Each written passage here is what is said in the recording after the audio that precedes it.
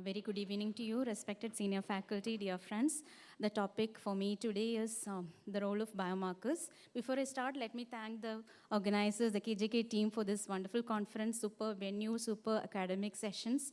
I know you people are just waiting to get over this so that you can join the banquet at Beachside, so I wouldn't take you long. The topic is the use of biomarkers to select your surgical care in ovarian cancer patients. You know, whenever we have an ovarian tumor, whatever it be, a benign cyst or whatever, we start doing the CA125. And CA125 is elevated, it can still be benign. It can be elevated in endometriosis, it can be elevated in normal menstruation. A CA125 is normal, it can still be malignant. So have you gone any further? Before I go into the topic proper, let us see what is happening to ovarian cancers and what's the impact in our society. Ovarian cancer is the third largest cause of cancer mortality. We know that ovarian cancer presents in advanced stages, and irrespective of whatever treatment we give, they're prone for relapses. So it's a highly motile cancer, the most case fatal among all gynecological cancers. This was a news report in the Indian Express last May, which showed that cancer incidence in India is under per ovarian cancer incidence in India is under per 100,000, while in Kerala it was 135 per 100,000.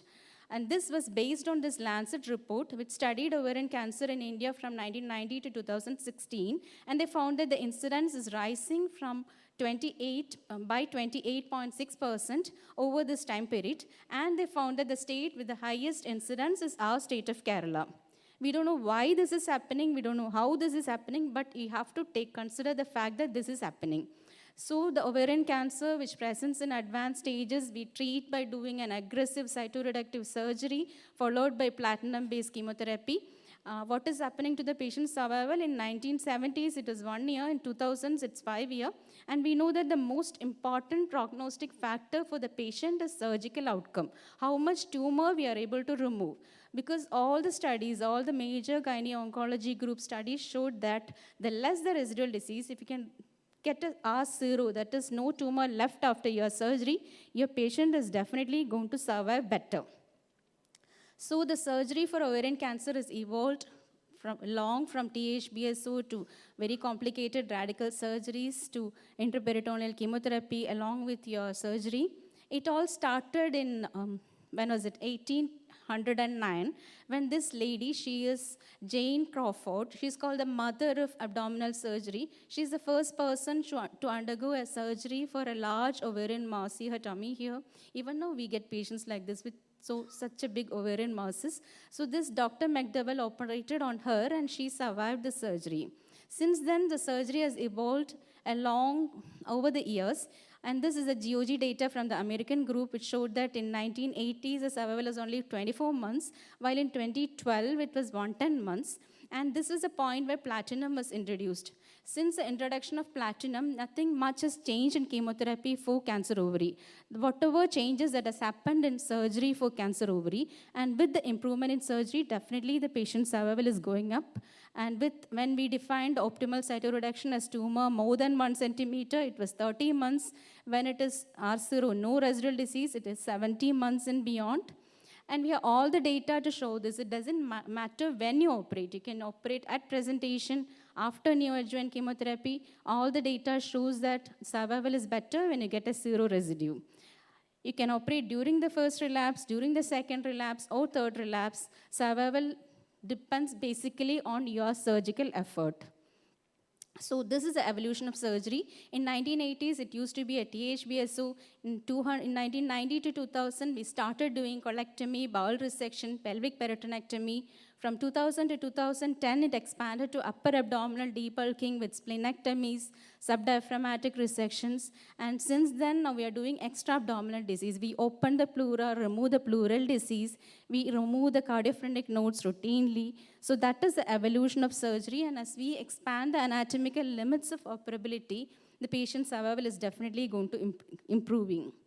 So this is how it looks. This is an ovarian tumor with all the pelvic peritoneum. Here you can see the liver resection, the pleura opened and the pleural deposits removed. And this is the omentum with the spleen. And definitely this is going to patient is going to survive better. And this particular study by Aliti et al. Compared two groups of patients. She basically compared two hospitals where they found that more aggressive surgery patients survive for 3.4 years, while less aggressive surgery survived for 2 years. So the surgery depends on the result depends on the aggressiveness of the surgery. And here I would like to emphasize the importance of gynae-oncology subspecialty training. We need trained gynae-oncologists to operate on ovarian cancer patients all over the state. And what does it happen to the patient after surgery, all this radical surgery? How does she survive? What is the quality of life? And studies show that postoperative quality of life is not affected by the radicality of surgery. Why? Because our ICUs have evolved, intensive care has improved so much over the years. So this is a German group, this is a UK group, this is a US group. They show that postoperative morbidity is not affected by the extent of your surgery. But still, even after all this, there will be some patients who doesn't respond to the standard treatment. You open 100 abdomens, at least 10 to 20, you find it inoperable. How do you find these patients? And how do you avoid this radical surgery for these patients? There comes the importance of our biomarkers, because along with your surgical effort, the tumor biology has got a role in improving the patient's outcome. So biomarkers help us to predict the surgical outcome and help us to identify women who will benefit most from our cytoreductive surgery. So what are biomarkers? Biomarkers are identifiers of the tumor. That is, it is any molecular or biochemical alteration which can be detected or measured. Biomarkers are used for cancer detection, cancer diagnosis, predict the response to your treatment like chemotherapy or surgery, and also you can prognosticate the patient with this. So ovarian cancer biomarkers are detected, and then you can personalize the cancer treatment. You can find the tumor characteristics of that particular patient and treat the patient based on the tumor characteristics. It is not a single treatment for all patients. So biomarkers in ovarian cancer surgery helps us to determine which patient will respond well to the cytoreductive surgery. You're going to do an extensive surgery, so you want to give it to an ideal patient. Ovarian cancer biomarkers are classified as pathological, serological, and genomic. Pathological, the histopathology is the most important biomarker, along with immunohistochemistry. Serological are CA125 and other tumor markers. Liquid biopsy is an important upcoming serological biomarker. We have also done some study in it. I'll come to that.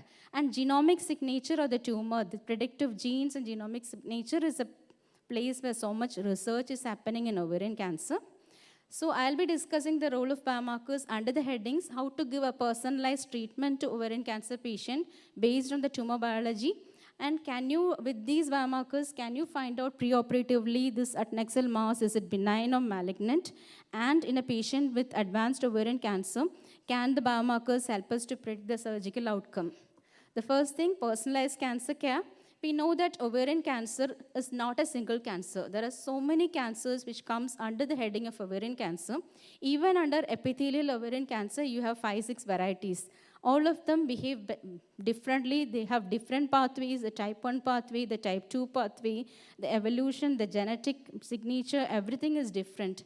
But still, we treat them in a similar way. Like surgery is a one-size-fits-all for all these tumors. But studies show that your aggressive tumors, the more aggressive a tumor is, or less chemoresponsive a tumor is, that responds more to your surgical effort. That is, here you have a group of patients with mucinous cancers which are not chemoresponsive. That patient merits a surgical cytoreduction more than a patient with high-grade serous, which is chemoresponsive, and you can send that patient for chemotherapy. Similarly, this is low-grade serous. Your surgical effort matters more than chemotherapy. So histopathology is the most important thing which helps you to select your patient for surgery. Along with immunohistochemistry, WT1 and P53 are the hallmarks of high-grade serous cancers, and they can select your patients based on this. Now, the second question, can the biomarkers predict malignancy? You know, it's very difficult to tell a patient, we'll remove the tumor now, you can come back later, we'll give you the histopathology, then you may need another surgery if it is malignant. Patient also feels bad when she has to have a second surgery. So what is the role of tumor markers in that? CA125, as I said before, has been with us for a long time, for decades, but it has failed us in a big way. CA125 has been tried in all these screening studies, the PLCO study, the UKC talks. It's found that CA125 is not good enough for screening or early detection of ovarian cancers. Why? Because it is not detected in 10 to 20% patient. It is elevated even in benign situations. It is associated with high-grade serous, but not with other histologies. In early or stage 1 ovarian cancers, only 50% have elevated CA125. Then we tried the HE4 and the ROMA algorithms. But even HE4 is better than CA125 because it is not affected by pregnancy or lactation. But still the specificity and sensitivity comes to around only 74%, 72% for HE4. You combine these two, it becomes 76.4. Still it is not good enough because all those false positives, you have to open the abdomen. You have to do at least a laparoscopy to make sure that the tumor is not malignant. So various combinations of tumor markers have been tried, the OVA1, the OVERA. These are all FDA approved, but none of these failed. None of this worked for our patients. So then came the liquid biopsy. We have also done a few studies on liquid biopsy. I'll come to that. What is liquid biopsy?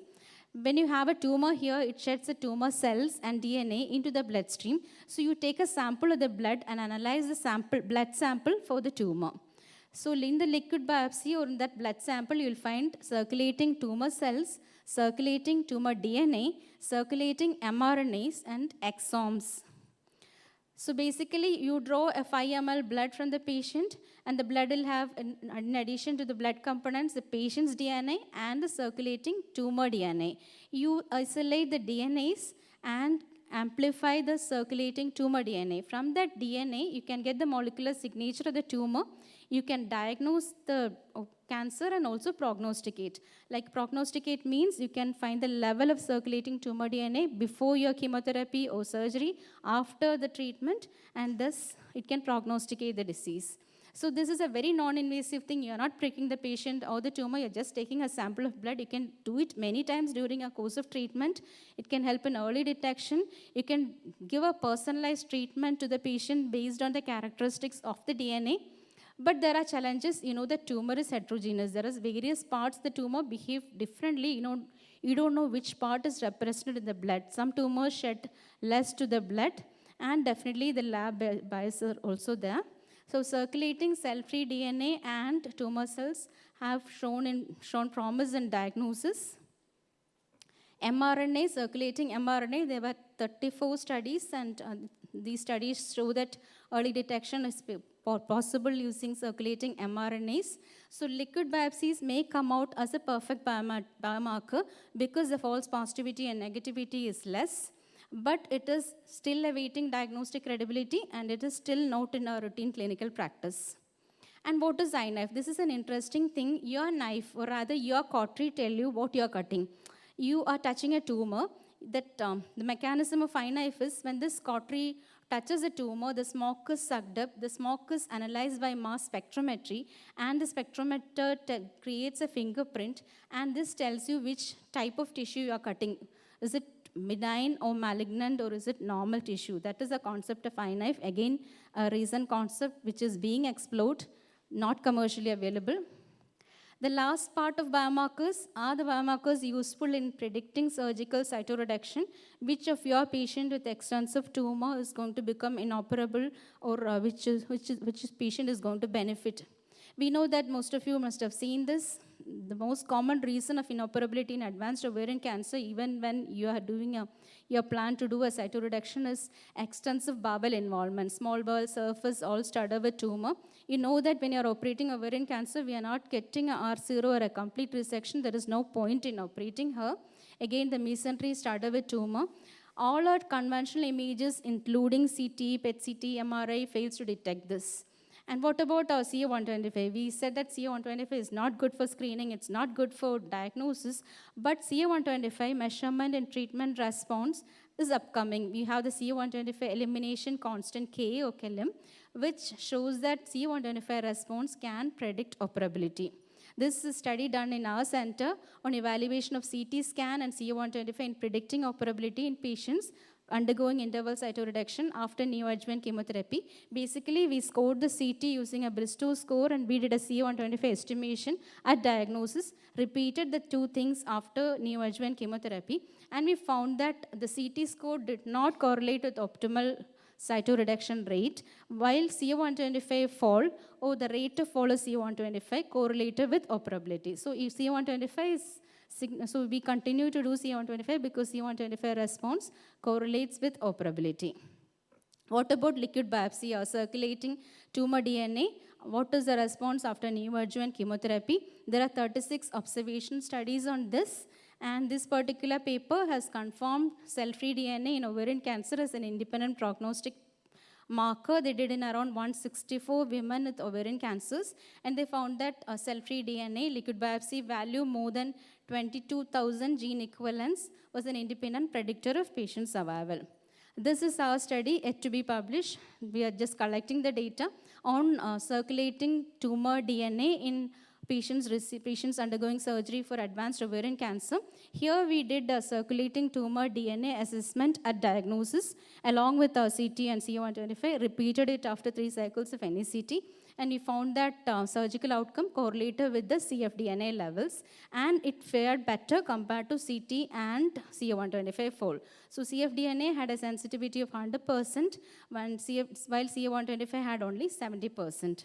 So we concluded that cfDNA value less than 6.6 may be considered as a cutoff in patients who are likely to get optimal cytoreduction. So the last thing, genetic signatures, can they predict operability? A lot of work is going on, but we don't have much solid evidence in this. This particular study on methylation of MYKL3 gene promoter region as a biomarker to stratify surgical care in ovarian cancer showed that a higher methylation of this genetic locus was associated with a better surgical outcome. Again, not into clinical practice. In an ideal world, you can do a biopsy from the tumor, you get the genetic signature, which can predict complete debulking, and those who will not benefit with surgical effort. Lots of studies are going on decoding heterogeneity by incorporating the proteomics, the genomics, and immunomics. And this particular study by Liu et al. Found that this can identify patients, less than 5% women who will not survive more than 2 years and who will not benefit with your surgery. Another study by the German group, they identified some 20 genes, but they could not reproduce these genetic signatures. So this is basically a negative study.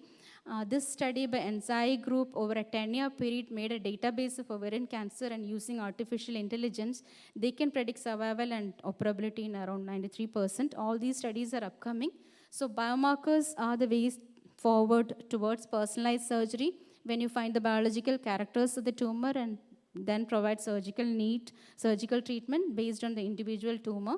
And by integrating the tumor biology and surgical effort will help us to give the best possible outcome for our patients. Thank you so much. Thank you very much, ma'am. We are truly grateful for your being with us today and for the excellent presentation as well. Thank you very much.